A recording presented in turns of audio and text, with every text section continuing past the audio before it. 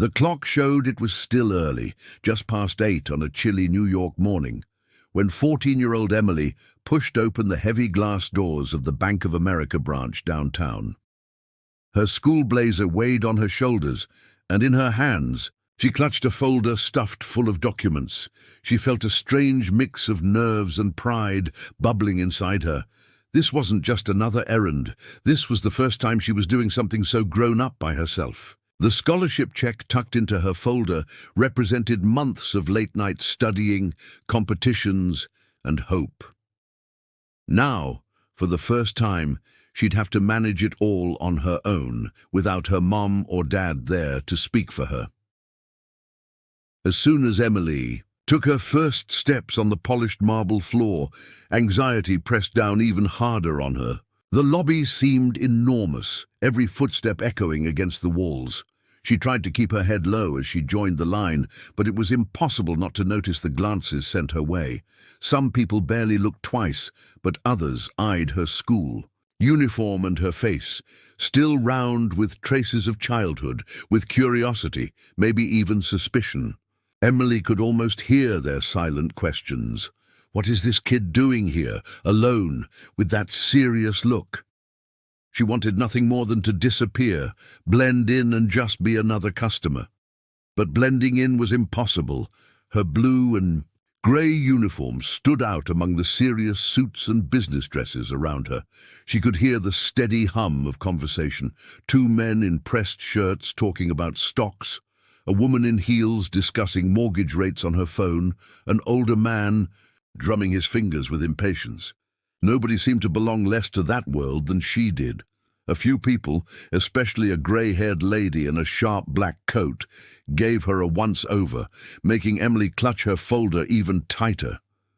That long-awaited check she'd earned wasn't just a piece of paper, it was a symbol, a ticket that was supposed to open new opportunities. But in that moment, it only made her more aware of how out of place she felt, standing by herself in this big, cold bank, doing her best to look like she belonged. Still, even as her knees trembled and her heart raced, Emily pushed forward, willing herself to prove she deserved the chance she'd worked so hard for. When Emily finally reached the counter, she was greeted by a woman named Patricia, the branch manager. Patricia had the kind of authority that you could sense right away. Her suit was sharp, her hair perfectly styled, and her gaze missed nothing. It was clear she expected the bank to run a certain way, and everybody to fit into a particular mold. Her practiced smile barely masked a sense of impatience, and it faded fast the moment she noticed the amount written on the check Emily placed on the counter. Patricia's eyes narrowed a little as she glanced from the paper back to Emily. "May I help you?" she asked, her voice just loud enough for the people closest in line to hear. Emily suddenly felt exposed, aware that several heads had turned in her direction. Patricia leaned forward slightly, taking a closer look at the check, the name of the Scholarship Foundation, and then back at Emily's uniform, as if adding up a list of things that didn't belong together. "Is this your account?" Patricia questioned, lifting her chin as though she was weighing whether Emily really belonged there at all. There was nothing overtly cruel about her, but the doubt was clear in her voice. Emily felt heat spread across her cheeks, stinging with embarrassment, but she did not let it show. She straightened her shoulders and took a breath, willing herself to sound calm as she answered. "Yes, it's my account. It's my. Here are the documents you asked for," Emily replied, hand trembling just enough that the folder rustled a bit as she slid it across the marble counter. Patricia took her time flipping through the papers. Birth certificate, student ID, proof of address, everything the website had said she'd need. Still, Emily could sense the skepticism hanging in the air. What should have been a simple, almost routine process was turning into something much more stressful. Patricia began to speak in a slightly louder, more formal tone, reciting questions that made Emily feel like she'd done something wrong for even trying to make the deposit. The people behind her shifted, whispering, curiosity and impatience mixing together. Emily tried to keep her voice steady, answering every question with what little confidence she could gather.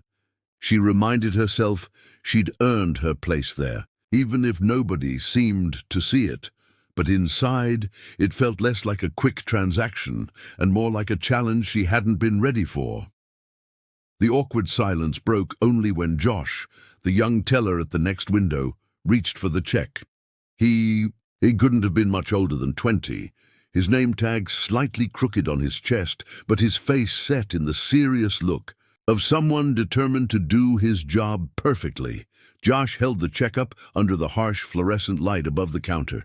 He examined the signature, then the bank logo, then flipped the check over to inspect the back. Emily shifted her weight from one foot to the other, trying to keep her expression calm, feeling all eyes on her. Josh glanced nervously at Patricia, who was still standing at Emily's counter as if she expected trouble. Their eyes met, and, though Josh tried to hide it, Emily saw the hesitation. It was as if they were both searching for something to fault, maybe a mark that would give them an easy reason to send her away. The seconds stretched on until each glance and movement seemed exaggerated, the sheer slowness making everything feel even more scrutinized. Emily wondered if anyone else could hear how loudly her heart was pounding. Meanwhile, the bank's atmosphere had lost that background buzz of normalcy. The conversations, which just moments ago had filled the lobby with harmless chatter, faded almost to nothing. Emily felt the gaze of the woman in the black coat linger on her, and she caught the concerned look from an older man a few spots back. In the line, the muffled sounds of phones and printers seemed distant, barely touching the tension hanging over Emily. People started to whisper quietly. Some leaned toward each other with barely concealed curiosity, while a dad, holding his toddler, shushed her gently, clearly trying to listen in. Emily's hands clenched tighter around the folder, wishing she could fold herself into one of the marble pillars and simply disappear. This moment was supposed to mark how much she'd achieved. A scholarship, the trust from her school, the independence of handling her own finances for the first time. Instead, she was becoming a spectacle, her victory drowned beneath a wave of suspicion and embarrassment. Josh finally put the check down, but Emily could sense he was still deciding whether to believe her story. Even though she felt tiny against the weight of everyone's judgment, she reminded herself of how far she'd come and that she didn't have anything to hide. Patricia stepped away from the counter and, just loud enough that several nearby customers could hear, remarked that there had been a lot of fraud cases lately. She didn't look directly at Emily, but the warning in her words was obvious, and they hung in the air like a heavy curtain. Emily felt her heart drop a little lower, in her chest. She hadn't done anything wrong, but now the idea that she could be some kind of criminal seemed fixed firmly in everyone's minds. Josh looked down and avoided her eyes, making the silence stretch even longer. Trying to hold herself together, Emily gathered her courage and spoke up quietly. "Would it be okay if I called my mom? She knows about the scholarship and she can explain everything." Her words came out carefully, polite, as if any wrong tone would sink her chance of fixing the situation. Patricia didn't even glance at her. Instead, she shook her head and replied, "We'll have to wait until everything clears with our team. You can't use your phone now." That short reply felt like a wall slamming down. There was no hint of kindness or understanding. Emily was left clutching her folder, glancing awkwardly at the desk, feeling cold all over. Her phone was at home, since the school forbade students from bringing them during the day, so she had no way to reach out. She imagined her mom in the kitchen, maybe making coffee, totally unaware that her daughter was being held up like this, confused and alone inside a massive bank downtown.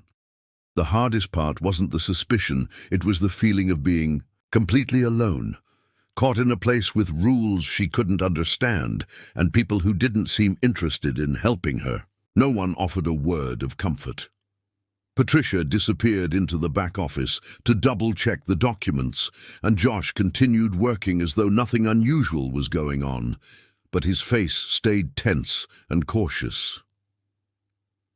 Emily sat down in one of the hard plastic chairs along the wall, her shoes barely touching the floor, feeling far younger than she had that morning. Now she just had to wait, unable to do anything but hope that somebody, somehow, would believe her, or at least let her explain. The sense of vulnerability sat heavy on her shoulders, making the minutes drag even slower in that bright, unfriendly bank. The wait felt endless, stretching out so long that Emily lost track of how many minutes had actually gone by. Sitting quietly in the hard plastic chair, pressed up against the wall, she hugged her folder to her chest and watched the world move around her. Even though she was trying not to focus on the people surrounding her, Emily couldn't help but notice the constant sideways glances, the low whispers, and the quick, muffled laughs that seemed to ripple whenever someone walked past her. Corner. Every so often she saw a teller smile politely and greet another customer, their whole tone and body language different from how she had been treated. An older gentleman in a tweed coat came in, was waved through with a friendly nod, and had his transaction finished in what felt like no time. A woman in a chic red scarf received compliments and left chatting with a manager. Meanwhile, Emily remained sitting, ignored and left in limbo, even as the initial storm of attention faded and people moved on to the routines of their day. Her discomfort was a thick, physical thing, but her mind stayed sharp. She tried to make sense of it all. Yes, the check she had was a lot, enough to make a difference for her whole year, but that wasn't the only difference. She realized after watching exchange after exchange that there was more to this than money. It was something about her age, the school emblem stitched on her blazer, maybe even the color of her skin or the neighborhood her documents listed. With every polite nod and easy conversation offered to other people, the unfairness of her own experience became clearer. What should have been the highlight of her month was turning into a lesson she never asked for, the heavy sense of being out of place, the suspicion she had faced, even the reluctance to let her call her own mom, all pressed down on her shoulders together. It was more than just suspicion.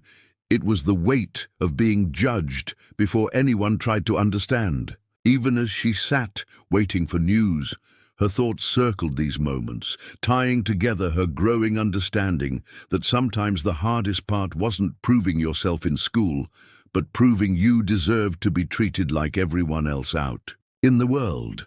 For Emily, the whole situation inside the bank felt almost like a betrayal of the values she'd grown up with. Back home, she'd always heard stories from her father, Jonathan, who was not only respected in New York's financial circles, but also headed a large non-profit that taught kids about money management.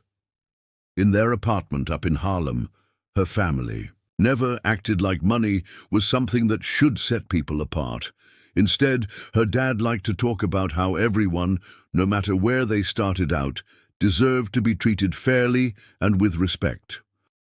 Their place was nice enough, full of books, warm light and lots of laughter during dinner, but never flashy. Her dad wore simple clothes and still took the subway to work, even though he could have easily afforded not to.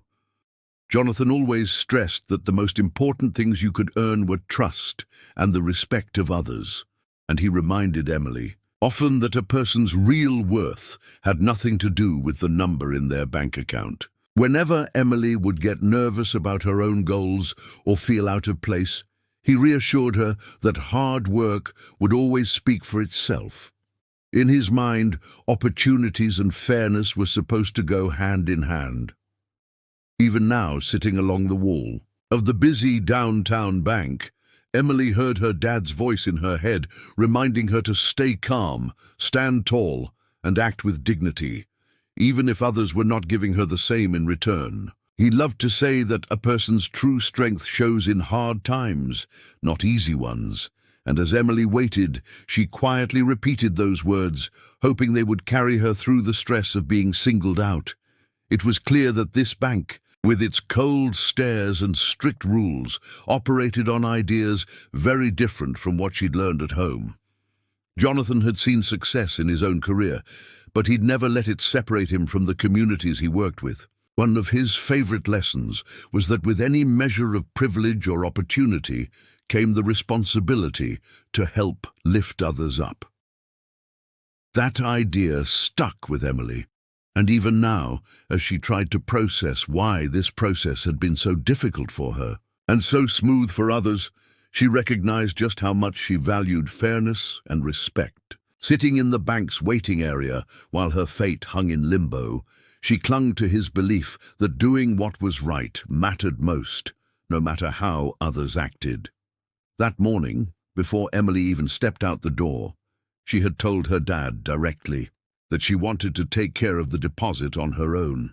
Jonathan, while always encouraging, showed a flicker of concern, a worried glance as he poured his coffee. But Emily was steady in her resolve. She explained this was important to her, that she needed to handle things herself to feel ready for the next steps in life.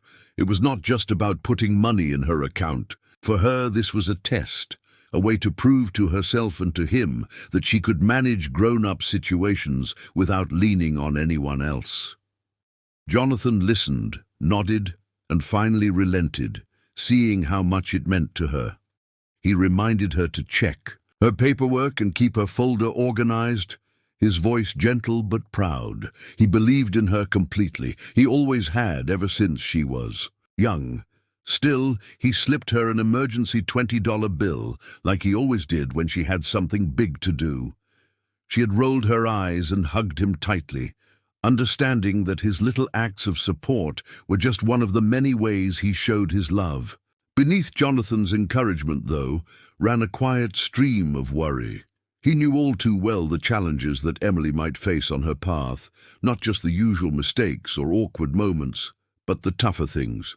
Bias, misunderstanding, the unexpected suspicion that seemed to shadow some people more than others. He had seen it happen time and again, even to those who ticked every box and followed every rule. For as much as he wanted his daughter to grow confident and independent, he could not shake the feeling that the world could be unfair, even when you had done nothing to deserve it. As he watched her leave that morning, shoulders squared, face set with determination, he said a silent hope that she would not have to face anything harsher than a long line or a bit of standard paperwork. At the same time, he trusted that his lessons would stick. Emily had her own way of carrying herself, and if something did go wrong, Jonathan felt sure she would respond with the strength and fairness that had defined their family for years, even when the world on the other side of the bank counter refused to see it. Sitting by herself in that corner of the big Manhattan bank, Emily let her thoughts wander back over everything that had brought her to this moment. Since the start of the morning, all she had wanted was to do things the right way, be polite, stay prepared, look people in the eye. She had shown her documents, spoken calmly, and even tried to smile at people who barely looked up from their computers. Her dad's lessons about respecting everyone and earning respect in return were never far from her mind, and she had always believed that treating others with kindness would eventually come back to her. But as she huddled on that stiff plastic chair, feet tucked near her bag, the reality felt a lot different. No matter how careful she was, there was no softening the suspicion that filled the air around her. Her attempts at small talk were ignored, and there was no warmth in any of the faces passing by. The only thing anyone seemed to see was a problem to handle, or worse, someone who did not quite belong. It was as if she was on trial for something she did not understand, and no one was ready to give her the benefit of the doubt. The feeling was so strong that Emily could almost hear it, in the hushed conversations behind the counter and the small bursts of laughter that always seemed to end when she looked up. She wondered if these people realized how obvious it was, how their stares and careful distance had made everything heavier. The polite world her dad described felt far away, replaced by a system where the rules bent depending on who you were and what you looked like. It hurt more than she expected, realizing that all the talk about fairness and hard work did not always protect you. It was different reading stories about injustice or hearing her dad talk about helping others fight through obstacles than actually sitting here, caught in the middle of one. Still, something in those memories kept her sitting up straight, even when the urge to hide was strong. If Jonathan had always stood up for what was right, Emily could do the same, even when it would have been easier to shrink away. For her, there was no other way forward than believing respect could be earned, even if she was still waiting for the world around her to catch up. As the steady flow of people came and went through the glass doors of the bank, Emily's attention settled on the way Patricia and her co-workers handled each customer. It was almost impossible not to notice the contrast. When an elderly couple walked in, both dressed in neat, old-fashioned coats, Patricia's whole demeanor softened. Her voice grew warm, and she smiled easily, holding the gentleman's arm as she guided them through the banking forms. They were greeted with easy conversation and the kind of patience Emily hadn't been shown even for a second. A little later, a young white couple approached the next teller. Even from across the lobby, Emily could hear the friendly greetings and see the way the staff leaned in with genuine interest, chatting about the weather and smiling so wide it looked like an entirely different place. Bags of groceries were tucked at their feet, and Patricia even offered them a seat while she checked their forms. There was nothing rushed about the way they were served, no sidelong glances, no suspicion. When a young man with an accent, maybe new to the city, stepped up with his paperwork, the difference was immediate. Patricia kept her tone clipped and businesslike, barely making eye contact. She shook her head at him before he had finished his sentence, telling him that his documents weren't good enough, and suggesting with a wave of her hand that someone else might help. Eventually, if he waited. He tried to ask more questions, but she was already moving on. No patience, no explanation, just a quick dismissal. It was hard to watch and not take it personally. Emily felt her insides twist, recognizing the familiar discomfort on the young man's face as he walked back to the seats, eyes down, clutching his papers. Sitting there, Emily realized with each interaction that she was not imagining things. There was a real difference in how people were treated inside these walls, and she was on the wrong side of it. For some customers, the bank was a warm, even welcoming place. For others, it was cold, tedious, and filled with barriers. Emily's chest tightened with something between loneliness and anger. Deep down, she understood she was not welcome here, not in any real way. Even her efforts to be polite and composed couldn't change it. The only thing left to do was witness, quietly, how the world around her drew its boundaries, drawing her on one side of an invisible line and pretending it was just business as usual. Emily's discomfort climbed to a new level when she noticed Patricia, the lead cashier, whispering to one of the security guards. The guard, a tall man with a serious face and a deep green uniform, nodded and shifted his post closer to where she sat. He began to watch her with a sharpness that made Emily's skin crawl, almost as if she had done something to deserve suspicion. Patricia's expression, flat and full of authority, made it clear that her action was not about safety, but about sending a message, one Emily could not mistake, even from across the busy lobby. It was an odd, chilling sensation, sitting there, and feeling eyes on her back with every move she made. There was nothing she could do, really. Her phone was off, her documents were already turned in, and her deposit slip was still stuck in the inner folder. It was not fear that froze Emily so much as frustration and a bloom of anger. She knew, without anyone saying a word, what Patricia's real intentions were: to mark her as a possible problem, to warn everyone else, and to make Emily shrink into herself just a little more. The urge to stand up and speak out was almost overwhelming. It would have felt so good to shout back, to demand that Patricia explain exactly why she needed to be watched. But instead, Emily gripped her folder tighter, grounding herself in the calm her father had always modeled for her. Never let people who expect you to lose your cool see you sweat. She took a few quiet breaths, counted to 10, and focused on holding her chin up, eyes steady on the clock high above Patricia's window. Still, the experience left a mark. Emily could not remember another time she had felt quite so much like a stranger or like a problem in a room where she had every right to be. The sting of being policed for no reason but who she was and how she looked settled deep in her chest. Yet out of that sting grew something new and powerful. There was a sense of wrongness here that she could not shake, a nearly righteous anger, even if she was silent. Emily realized she would carry that feeling home, not as defeat, but as fuel. It would remind her, when she needed it most, that standing tall in small, unfair moments mattered just as much as any victory people noticed. Time moved painfully slow for Emily as she sat there, the cold, hard chair pressing into her back. Every few minutes felt stretched thin, as if the clocks in the bank ran twice as slow as those outside. Stuck in her corner, she found herself shrinking deeper into her seat, trying her best not to draw any more attention. But the isolation did not just make her invisible. It made her feel small and powerless, as if she were fading from the world with every tick of the second hand. It was not just Patricia or the security guard who made their feelings plain either. As more customers filled the lobby, Emily caught snippets of their conversations. Some clients glanced over and whispered to their companions, hushed voices laced with assumptions. A middle-aged man nudged his wife, and both looked over with smug little smiles. Two teenage girls near the exit tried to hold back their laughter, eyes repeatedly darting in Emily's direction.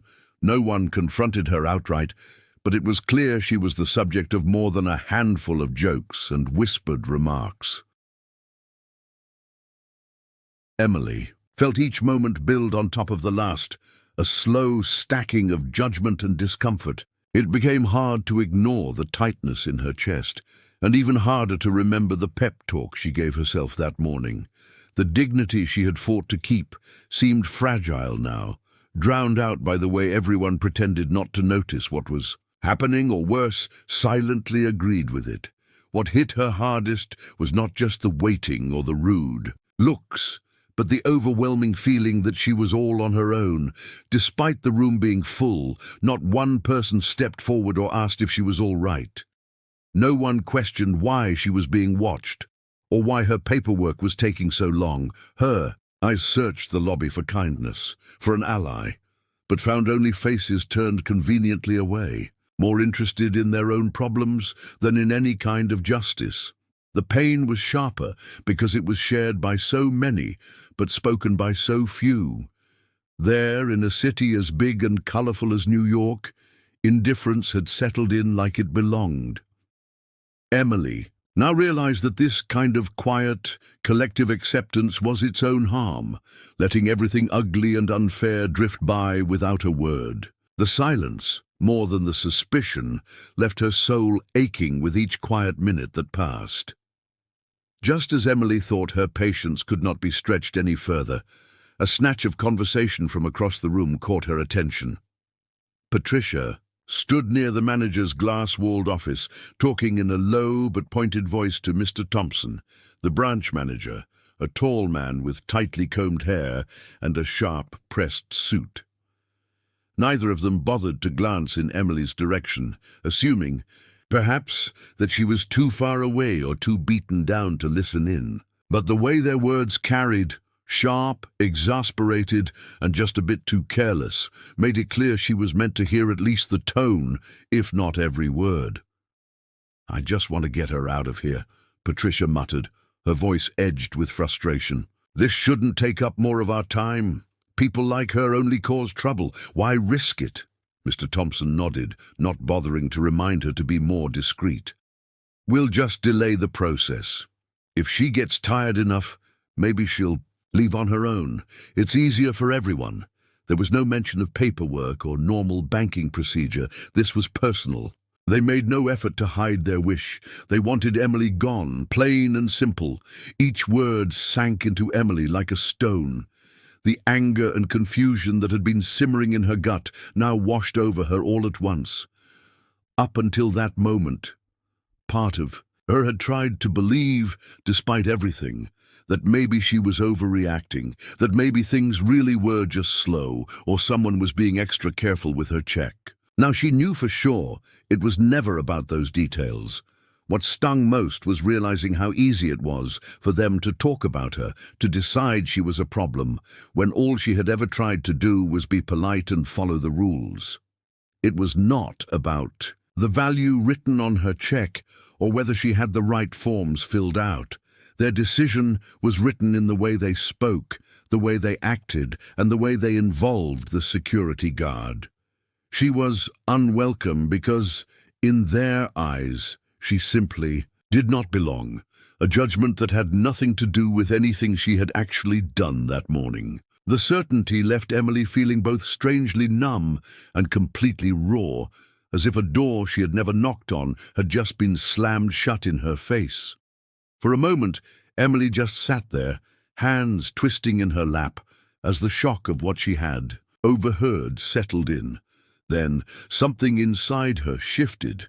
That mix of anger and hurt, which she had been trying to swallow all afternoon, grew too strong to keep quiet. She could feel her heartbeat rise, her cheeks warming with the need to speak up, not just for herself, but for anyone who had ever been made to feel unwelcome for no good reason. Drawing in a shaky breath, Emily stood up, her voice steadier than she expected as she addressed the room. "Excuse me," she said, loud enough that every head in the lobby turned. "I've been waiting here for over an hour, and I'd like to know exactly why my check hasn't been processed. I came here prepared, with everything you asked for. I have every right to be here, just like everyone else." She saw Patricia and Mr. Thompson glance at each other, uncomfortable now that all eyes were on them. Emily tried to hold the gaze of the people who had laughed or whispered, wanting them to see her not just as a problem, but as a person. "I deserve the same respect as anybody in this place. I work hard for what I have, and I'm only here because I earned it. You can't just treat me differently because you feel like it." For a brief second, there was a pause, the kind that feels like it might stretch into something real, where maybe the injustice is finally acknowledged. But Patricia acted quickly, her face tightening as she remembered she was in control.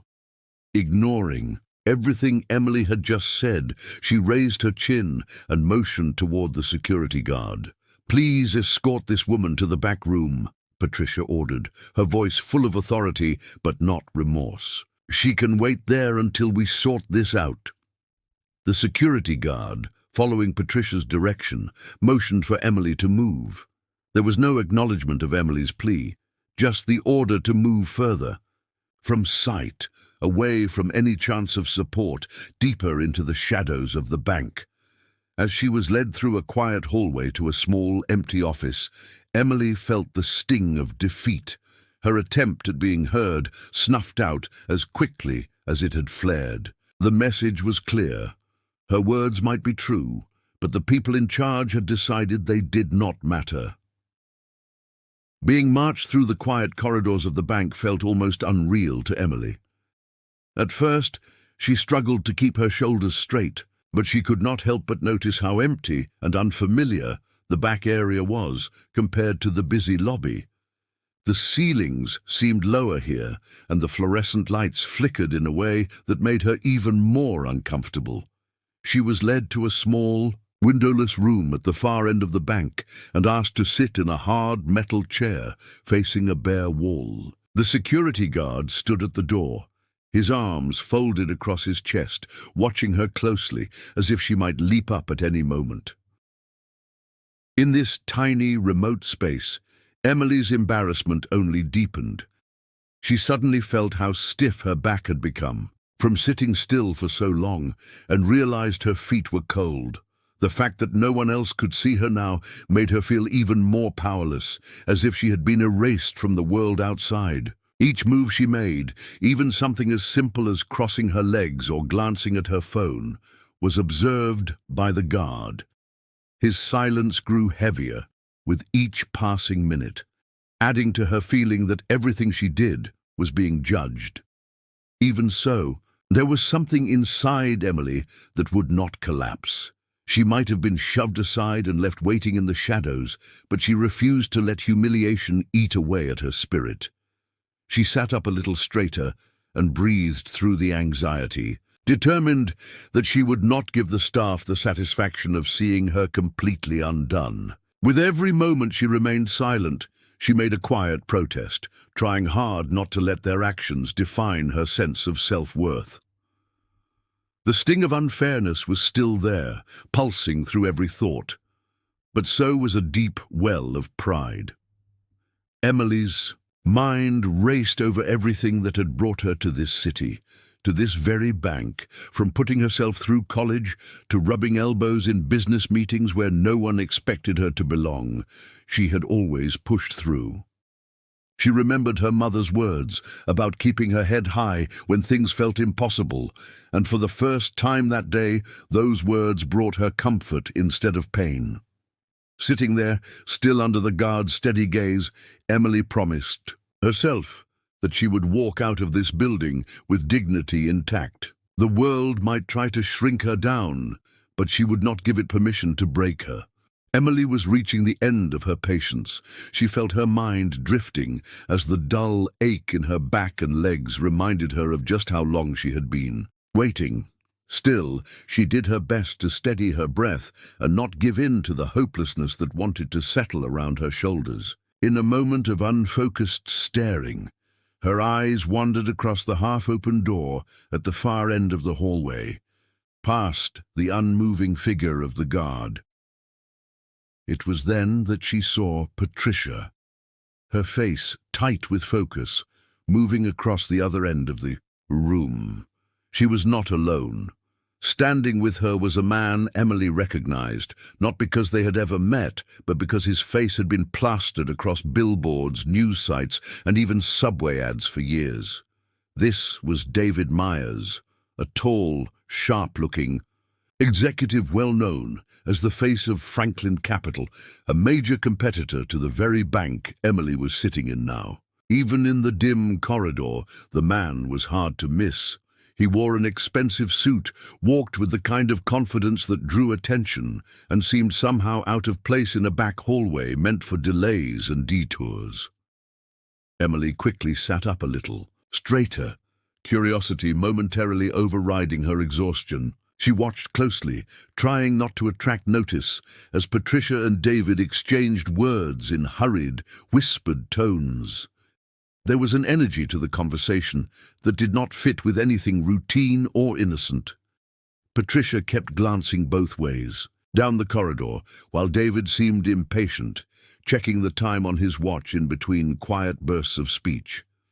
Then, in a careful but rushed gesture, Patricia handed David a slim black folder. The way David tucked it instantly under his arm, glancing one last time at Patricia before heading out through a side exit, left no doubt that this was something secret. Emily's frustration faded for a second, replaced by a surge of adrenaline. She had stumbled, purely by accident, onto something that felt much bigger than her own struggle at the bank counter. What exactly was in that folder? And why was the branch manager handing it off to someone who was a direct business rival? The exchange had the look of a betrayal, or at the very least, a breach of trust. Emily started to wonder if her own treatment was just a small part of a hidden game at play, her presence an unwanted interruption in a much larger story. Emily's attention sharpened as she caught a glimpse of the label, stamped in bold red letters, confidential, on the folder handed off to David Myers. The word stuck in her mind, lighting up her instincts. That, along with the half-smile of triumph flickering across David's face as he disappeared down the service corridor, told her this was not just about a business favor or a routine exchange between firms. The air around Patricia now felt charged with nervous energy. Something underhanded was brewing in the shadows of this New York bank branch, and Emily was not just a random victim in some petty personal slight anymore. She was standing in the middle of a real scandal, without having planned it or even wanting it. For a moment, her own pain and anger seemed to fade into the background. She replayed what she'd seen. Patricia, the manager who had gone out of her way to get rid of her, passing secret documents to a direct rival right here in plain sight. Maybe, Emily realized, the whole cold treatment and humiliating delay had little to do with her as a person, and a lot more to do with covering tracks or moving pieces around for some bigger plan. If Patricia and David were working together, what would they stand to gain? And what would the people who trusted this bank lose? A surge of purpose rose up in Emily's chest, pushing back against the pain of rejection that had settled deep in her gut over the past few hours. She was not going to just let this slide. Emily felt something in her resolve snap into focus, clear and sharp. She could not allow this sort of injustice to keep thriving, first against her and then against others who might never even see it coming. There was too much at stake, especially for families like hers who didn't have a safety net when powerful people broke the rules for personal gain. She quietly vowed to herself right there, in that forgotten hallway, that she was done being passive. Emily would not only defend her rights, she would make sure what she had witnessed did not remain hidden, whether it meant sending an anonymous tip, telling her story to someone outside the bank, or just gathering every detail her memory could hold. She knew she had a role to play now. No matter how small she felt, the truth gave her a new sense of power she had not expected to find in the middle of all that pain. Emily's hands trembled a little as she reached into her worn tote bag for her battered blue notebook, the one place she always turned when things in her life started spinning out of control. She had already filled several pages with neat, anxious handwriting, describing every step of the humiliating process she had been forced through that afternoon. Now, something inside her switched gears. She flipped to a fresh page and started, jotting down every single thing she could remember about the suspicious exchange she had just witnessed. She wrote out the time, as best as she could estimate it from the clock above the door, and listed the names: Patricia Green, the branch manager, and David Myers, the executive from Franklin Capital. She described how Patricia kept glancing over her shoulder in the hallway, and how David clutched the slim black folder marked "Confidential," stepping quickly into the shadows instead of leaving through the main entrance like any regular visitor. Emily included even the memory of Patricia's nervous fingers as she held the folder and the expression of satisfaction on David's face as he tucked it under his arm. At first, her writing was messy and rushed, her mind racing to pin down all the details before they could slip away. But as she got further into the task, Emily felt her breathing slow a bit and her thoughts start to clear. For the first time that day, she could feel herself regaining a little bit of control, moving from being helpless and overwhelmed to having a purpose, an action she could take. Each word gave shape and order to an experience that had until now felt only chaotic and painful. In just a few minutes, she had turned from a silent victim into someone with the kind of information that people would listen to. Emily understood, with a growing sense of responsibility, that these notes might turn out to be much more than just her own personal diary entries. They could become evidence, a way to hold people in power accountable for what happened here, and maybe protect other customers from being mistreated in the same way she had. She pressed her pen harder as she finished her notes, suddenly sure that her presence there was not just an accident. The power that came from telling the truth, even just to herself for now, was enough to remind her how much one person's determination could really change. The quiet of that back office seemed to shatter when David finally slipped out of the building, folder tucked close to his side. Emily felt an odd shift in the air once he was gone, as if some invisible thread holding everyone's attention simply snapped. Patricia, who until then had seemed so controlled and purposeful, returned to her post at the counter, but her face now was a bit too tight, her jaw clenched in a way that had not been there earlier. She glanced over at Emily, just a flick of the eyes, quick but sharp enough to make it clear she knew Emily had seen more than she should have. That single look spoke louder than any angry word. It told Emily she was now caught up in this mess, whether she had asked for it or not. Emily tucked her notebook deeper into her bag, doing her best to look distracted as she tried to process the risk she was now taking on. For a split second, her old urge to not rock the boat came creeping back, the way it always did in uncomfortable situations. But something about the way Patricia watched her, almost daring her to stay quiet, helped. Emily shoved that hesitation aside. It was one thing to get pushed to the margins for being different. It was another to watch people in authority pass secrets and rig the system for their own benefit. People kept coming and going in the lobby, all of them caught up in their own lives. No one else realized that underneath the everyday noise, something bigger was happening. Emily realized right then that just quietly surviving or hoping things would work out was no longer good enough. She could not walk away now. Not after everything she had witnessed. Staying silent would be letting Patricia, David, and others like them believe they could always get away with it. It would mean more people, maybe people who had even less power than Emily, getting pushed around or left out in the future. Her hands still ached from gripping her pen, but her mind felt unusually clear. The day had started with one woman fighting, just for her own respect. Now, though, Emily was certain it was about more than herself. She knew she needed to do something, to turn her experience into action, to make sure this kind of betrayal and injustice met a proper end. For the first time, she felt the weight of responsibility shift onto her shoulders, but it did not scare her anymore. It made her feel strong. Just when it felt like the strain in the air might never break, the wide glass doors at the front of the bank swung open with a soft chime. Everyone's eyes lifted, and Emily saw her mother, Grace Sullivan, step inside with a calm, unhurried confidence that seemed to pull warmth back into the room. Grace stood a little taller than most and carried herself in a way that never failed to steady Emily, no matter how rattled she felt. Her mother's soft grey coat, elegant but practical, made her look right at home, even beneath the harsh fluorescent lights and the watchful eyes of strangers. The change was immediate. People in line shuffled out of the way, sensing they were in the presence of someone who would not shrink from a confrontation if that was what the day required.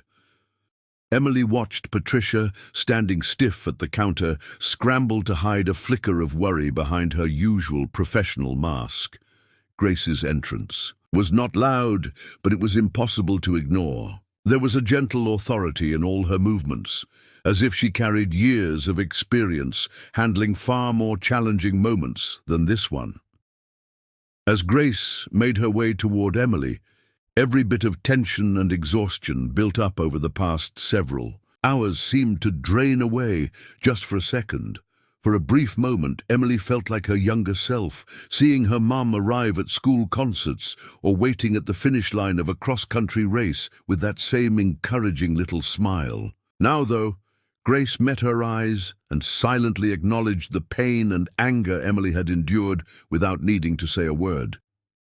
Still, the hug they shared was careful and brief, just enough to signal relief, but not to draw suspicion or challenge the authority of the bank staff outright. Emily saw the quiet pride in her mother's look, mixed with a determination that seemed to say, "We will face this together, no matter how hard it gets from here." Patricia tried to regain her formal tone, asking if she could help, but only managed to sound defensive and slightly shaky. For a moment, the whole room seemed to hold its breath. The unspoken promise passed between mother and daughter that no more injustice would go unchallenged hung there, strong and clear. Emily sensed right away this was no longer a battle she faced on her own. With her mother's presence by her, he sighed. It felt like the odds had finally shifted, even if just a little. With the tension between them slowly easing, Emily drew a steady breath and pulled the battered blue notebook from her bag. She handed it over to her mother, Grace, trusting her completely. As she did, Emily quietly but clearly recounted everything. The long hours spent waiting, the moments of outright dismissal, every cold glance and cutting remark that Patricia had thrown her way. She described, in simple but firm language, how she had witnessed Patricia secretly handing a confidential folder to David Myers from Franklin Capital, and exactly how unnatural and guarded their exchange had been. Emily listed the time, the strange detour into back hallways, the worried glances, every shred of detail her memory could offer. Grace listened with a seriousness that made Emily feel both protected and respected. She read several pages of notes and nodded, her face set in that familiar look that always meant she was about to act. When Emily finished, Grace took a calm but strong step toward the counter. With her notebook in hand, she addressed Patricia in front of other staff, and even a few curious customers. Her voice was direct but not angry. Rather, it carried the quiet authority of someone who refused to let another bad day be swept under the rug. Grace spoke about the way her daughter had been treated, how the patterns matched stories that too. Many others, especially women and people who did not fit a certain mold, had shared about this branch in their local press or at town meetings. She did not leave out anything Emily had described, including the secret meeting with David and the folder marked confidential.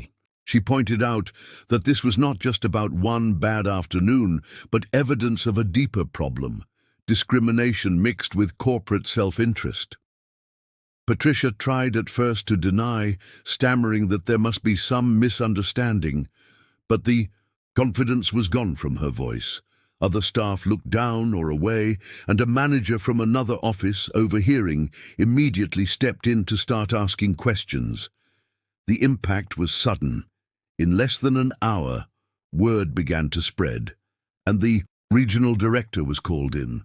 Patricia was quickly suspended, and within a week, policies at the branch began changing. There would be new oversight and training, and a public statement apologizing for what happened.